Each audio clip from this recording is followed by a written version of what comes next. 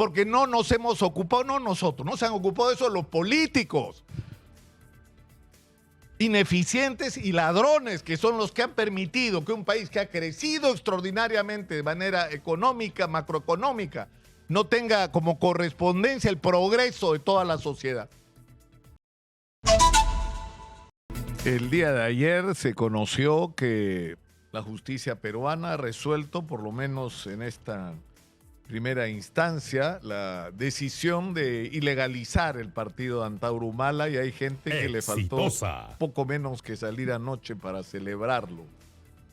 Y esto es absolutamente revelador, porque revelador de muchas cosas, ¿eh? De muchas cosas que ocurren en el Perú.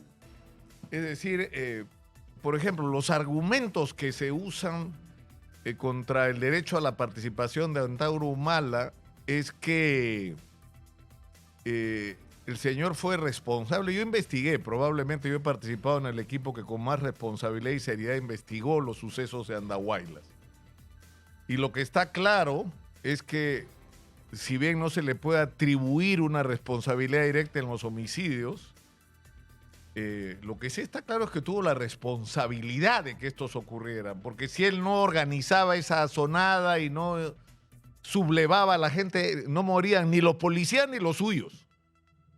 Y por lo tanto tiene una gravísima responsabilidad en este hecho. Pero el señor ha estado, creo que 18 años en la cárcel. Y fíjense ustedes lo que ha ocurrido con gente guardando todas las distancias.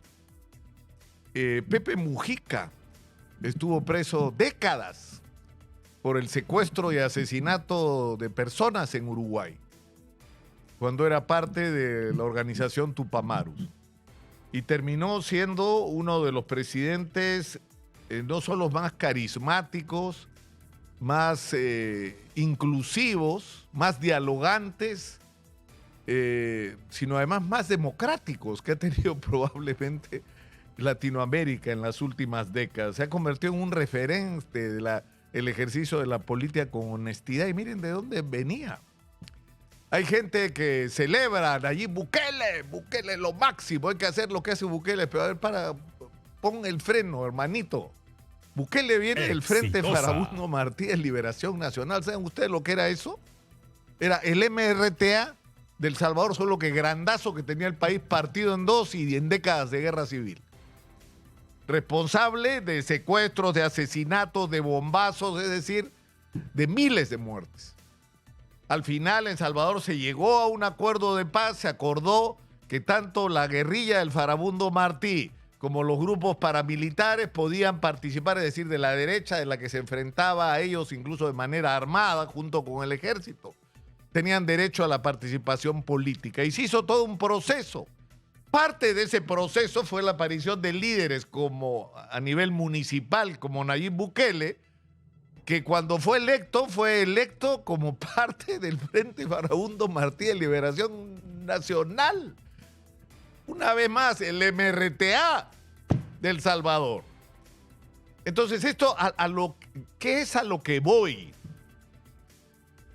Nuestra diferencia, y en esto estoy tratando de tomar la voz de la inmensa mayoría de peruanos, con los intolerantes, es que las diferencias en el Perú y en un país democrático se tienen que resolver democráticamente.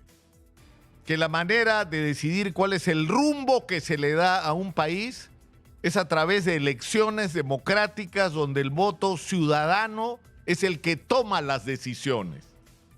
La democracia consiste en que nadie nos puede imponer su voluntad, y menos aún por la violencia, la sangre y el miedo. Que esa es la diferencia. Y esa es la diferencia moral con los violentistas de todo tipo. Y por lo tanto, lo que le demandamos a gente que es crítica del sistema, que le parece que las cosas tienen que cambiar, es que tienen absoluto derecho a pensar lo que quieran. Pero lo que no tienen derecho es imponernos por la violencia sus ideas. Que si quieren convencernos de que sus ideas son mejores, tienen que ir al sistema democrático. Tienen que canalizar sus propuestas, sus expectativas, sus planteamientos a través del sistema democrático, con el compromiso de respetar la voluntad mayoritaria de los ciudadanos. Es la base de la democracia. Y ese es el mensaje que tenemos que dar a todo el mundo. Propongas lo que propongas, plantees lo que plantees, el marco para resolver el destino del país es la democracia.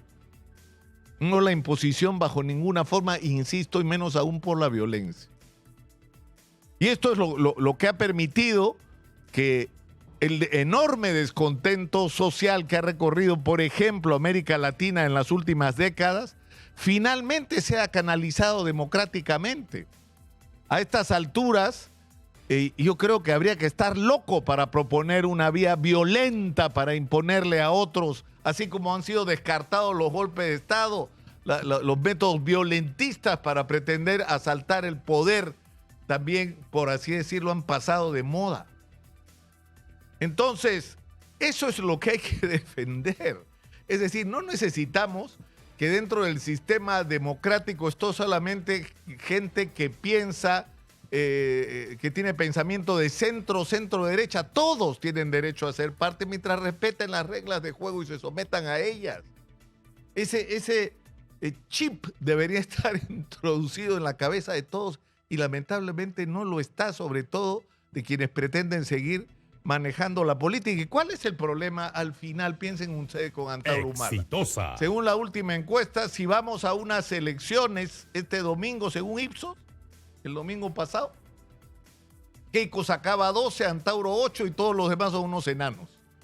¿Eso qué significa? Que entre dos candidatos con muy poca votación y ambos altamente polarizados, el Perú tendría que decidir en una segunda vuelta. Y adivinen ustedes qué pasaría si hay una elección entre Antauro Humala y Keiko Fujimori. Porque ya hasta se dice como chiste que en el Perú la mejor fórmula para ser presidente es ir a la segunda vuelta con Keiko Fujimori, que va a perder de todos modos, sea quien sea el candidato que se le oponga. Entonces, de lo que se trata es de eliminar a ese candidato indeseable para cerrarle la posibilidad de ganar una elección o tratar de entender qué es lo que está en el fondo de esta situación. ¿Qué es lo que hace posible que un discurso antisistema, que un discurso donde la confrontación no es entre conservar las cosas como están, que a la inmensa mayoría de peruanos no le gustan, y eso hay que entenderlo, y gente que no es que propone un cambio a lo bestia.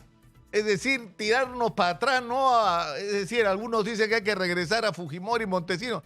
Él quiere regresar a Velasco. O sea, es una locura simplemente. Y no es consistente, pero en fin, no me voy a detener en eso en este momento. A lo que voy es que no somos capaces de pensar, y primero no lo sobrevaloren, ¿ah?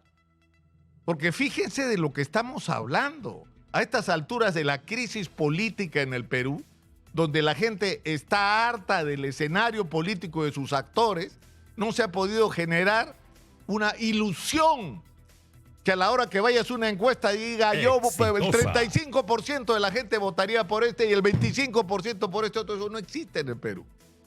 Al final todos son enanos, políticamente hablando. Entonces, yo a lo que voy es a lo siguiente. Si no logramos entender dos cosas que son básicas, que la democracia debe incluirlos a todos, a los que nos gusta cómo piensan y a los que no piensan con nosotros también. Esa es la gracia de la democracia, esa es la virtud de la democracia, eso es lo que nos permite vivir civilizadamente y en armonía más allá de lo que nos divide. Pero en segundo lugar hay que entender de que en el Perú hay que hacer cambios, de que se hicieron cosas en términos macroeconómicos y de estabilidad extraordinarias, es verdad. Es verdad. Es decir, tenemos un Banco Central de Reserva independiente de la política que nos ha garantizado una estabilidad monetaria extraordinaria. El sol es probablemente la moneda más estable de la región. Tenemos una economía que se ha convertido en una atracción para la inversión internacional pese a los vaivenes de nuestra política y a la cantidad de presidentes que han entrado y salido y a la cantidad de presidentes que están haciendo cola para ir a la cárcel. Pese a todo, ha habido una importante inversión en el Perú en asuntos claves como la minería y la agricultura de exportación, que ha elevado extraordinariamente nuestros ingresos como país. Nuestra recaudación se ha multiplicado, nuestro presupuesto de la República se ha multiplicado casi por 10 a estas alturas en las últimas 3 décadas. Pero hay un problema, que este proceso ha sido imperfecto porque no ha ido de la mano con un proyecto nacional, con un proyecto de industrialización, con un proyecto de agregarle valor a nuestras exportaciones, con un proyecto de desarrollo de una infraestructura nacional que incluya carreteras, trenes, puentes y todo lo que haya que hacer, aeropuertos, puertos. No ha ido de la mano con una promoción de una educación pública gratuita y de calidad que eleve el nivel de la formación profesional de los peruanos y que nos convierta en una economía altamente competitiva ante el mundo. No hemos sido capaces de construir un sistema de salud que garantice, no lo piensen en términos de derechos humanos, no lo piensen, piensen en economía. No estoy hablando del derecho de cualquier ser humano a ser atendido de manera adecuada cuando se enferma o tiene un padecimiento, no. Estoy hablando de economía. Y en términos de economía, para tener una economía eficiente necesitas trabajadores sanos. Y que cuando se enferma son rápidamente atendidos para que regresen a ser trabajadores activos. Estoy hablando en términos crudamente prácticos. Eso no tenemos. Porque no nos hemos ocupado, no nosotros, no se han ocupado de eso los políticos ineficientes y ladrones, que son los que han permitido que un país que ha crecido extraordinariamente de manera económica, macroeconómica, no tenga como correspondencia el progreso de toda la sociedad. Entonces, eso es lo que hay que cambiar. Es decir, por enésima vez hay que rescatar lo que se hizo bien en el gobierno de Fujimori, cambiar lo que se hizo mal y hacer los montones de cosas que no se hicieron. Y que ahora tenemos la oportunidad de hacer, para empezar con el puerto de Chancay, para empezar resolviendo la crisis que tiene historia de la minería informal y que su origen está en la manera como se otorgaron concesiones en el Perú, pero que tiene solución en extender la frontera agrícola. Pero si ya lo vimos, ya vimos lo que significa la agricultura de exportación, Exitosa. que es imperfecta, que por supuesto que la vida es imperfecta, todo a tu mano. Todo es corregible. Se puede hacer mejor de lo que se hizo, pero hay que hacerlo. Somos una potencia turística encapsulada porque no estamos haciendo lo que tenemos que hacer. De eso es de lo que hay que discutir. Porque eso es lo que le va a cambiar la vida a la gente. Porque eso es lo que le va a dar a la gente un empleo digno, bien remunerado. Porque eso le va a dar a la gente educación de calidad, salud de calidad. Le va a dar al país un sistema de infraestructura extraordinario, insisto, carreteras, trenes, puertos, todo lo que sea necesario para que hagas la actividad económica que hagas, te puedas mover rápidamente de un a otro lado del país. Porque es una vergüenza que algunos meses del año llegar del Braem a Lima demore más que llegar de Moscú a Lima. Entonces, de eso es de lo que tenemos que estar discutiendo. Es decir, de perfeccionar la democracia, por un lado, y consolidarla como un sistema que es aceptado por todos. Pero ¿cuál es el problema, saben? Cuando ustedes escuchan que están controlando la Junta Nacional de Justicia, ¿para qué? Para tener jueces que decidan a favor de ellos. No, señor, necesitamos jueces que decidan con independencia. Si hay algún nivel de intervención política en decisiones como la elección de jueces y fiscales, tiene que ser el del consenso, el que todos aceptemos que esos jueces no son tuyos ni míos, son del país y decidirán con justicia en base a la ley, no en base a consecuencias, presiones o otro tipo o incluso prebendas. Es decir, eso es lo que necesitamos. No un país donde las instituciones se articulen en función de los intereses de un sector para protegerlo y blindarlo incluso contra procesos y acusaciones de corrupción y que agravie y ataque al otro sector de la sociedad políticamente polarizada. Es decir, ese es un problema. Y el otro es por Dios empezar a mover el país y lo tenemos regalado. Lo tenemos ahí en las manos, está al frente. Y una vez más, estamos inaugurando el puerto de Chancay, que ahora va a ser, Xi Jinping pudo inaugurar pues el puerto de Chancay desde Shanghái. Porque si va a ser virtual, pero en fin, no entiendo por qué va a ser virtual. No entiendo las razones. O sea, desde Palacio de Gobierno. Cuando es un acontecimiento tan trascendente y la presencia física en el lugar podría ser un símbolo, ¿no? Pero lo tenemos ahí. Estamos al borde de inaugurar el puerto, no hay carretera, no hay agua potable, no hay nada. No se ha declarado la zona económica especial, no se le ha ofrecido a los inversionistas como cualquiera en el mundo que tuviera el patrimonio del puerto de Chancay, que es el punto de conexión entre el Pacífico y el Atlántico, entre el Pacífico y el mundo, el Pacífico donde se está moviendo el 70% de la economía. Es decir, cualquier país que tuviera ese patrimonio ya estaría negociando con los grandes inversionistas del mundo para hacer negocios para ellos, para nosotros también. Y darle 0% de impuesto a la renta, por supuesto que sí, pero ¿a cambio de qué? Aprendamos de los chinos. De que en 10 años de exoneración del impuesto a la renta nosotros vamos a tener las patentes, nosotros vamos a tener miles de ingenieros formados por ellos, nosotros vamos a transferir su inteligencia, su tecnología, su conocimiento. Esa es la condición. Les abrimos la puerta, pero no solo para que ellos hagan negocios y unos pocos ganen, sino para que gane el país. Y fíjense ustedes en qué estamos. Exitosa. Fíjense ustedes en qué estamos, ¿no?